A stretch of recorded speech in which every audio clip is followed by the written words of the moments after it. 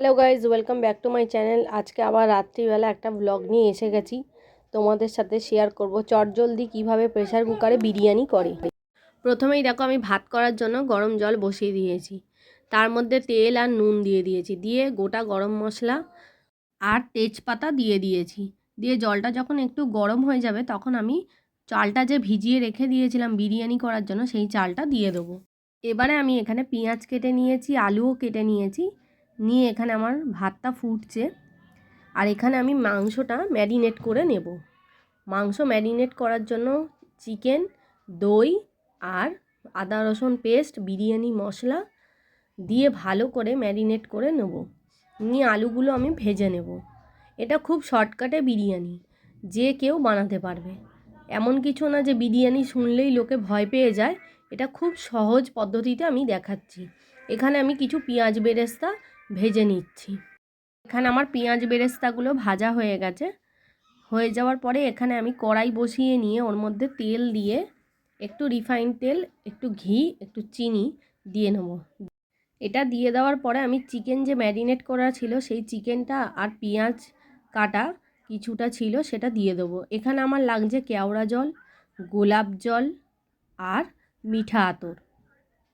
সেই তিনটে জিনিসকে আমি অল্প একটু দুধের মধ্যে অল্প 1 চামচ করে মিশিয়ে নেব। মিঠা আতরটা খুবই কম লাগে, 2-3 ফোঁটা দিও। এখানে আমি প্রেসার কুকারে যেহেতু করব, প্রেসার কুকারের মধ্যে আমি একটু ঘি মাখিয়ে নিয়েছি। আর এখানে দেখো আমার চিকেনটা ফুটছে। আর এদিকে আমি আলুগুলোও দিয়ে দিয়েছি যাতে চিকেনের সাথে আলুগুলোও সিদ্ধ হয়ে যায়। আর নিচে আমি প্রেসার কুকারে কিছুটা আমি তেজপাতা দিয়ে দিয়েছি যাতে আমার বিরিয়ানিটা তলায় না ধরে যায়। এখানে ঘি আর আমি যেটা মিক্স করে রেখেছিলাম মিঠা আতর, গোলাপ জল, কেওড়া জল, দুধ দিয়ে আর বিরিয়ানি মশলা। এখানে দেখো প্রথমেই আমি একটু আলু আর চিকেন দিয়ে দিয়েছি, তার উপরে আমি রাইস দিয়ে বিরিয়ানি মশলা, পেঁয়াজ বেরেস্তা দিয়েছি।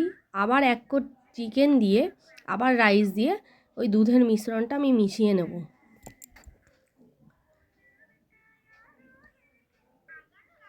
দিয়ে ওপর থেকে যেটুকু বেঁচে থাকা বিরিয়ানি মশলাটা আমি ওপর থেকে ছড়িয়ে দেবো। দিয়ে আর নিচে যেহেতু ঘি দেওয়াই ছিল তাও আমি আর 1 কোট দিয়েছি। আবার যেটুকু বেঁচে আছে আমি সেটুকু ওপর থেকে ঘি দিয়ে দেবো। ঘি দিয়ে আমি নিচে একটা চাটু বসিয়ে হালকা গরম করে তার উপরে আমি প্রেসার কুকারটা বসিয়ে রাখবো। ঠিক 10 মিনিট বাদে আমার বিরিয়ানি রেডি। এটা 10 মিনিটই লাগে, যেহেতু সবই সিদ্ধ তাই বেশিক্ষণ লাগে না। তো শীতকালে চটজলদি বিরিয়ানি করেই ফেলতে পারো। তো আজকের ব্লগটা এইটুকুই। আমার ব্লগ কেমন লাগলো অবশ্যই জানিও। আমার চ্যানেলটি সাবস্ক্রাইব করে দিও। আজকের মতো টাটা।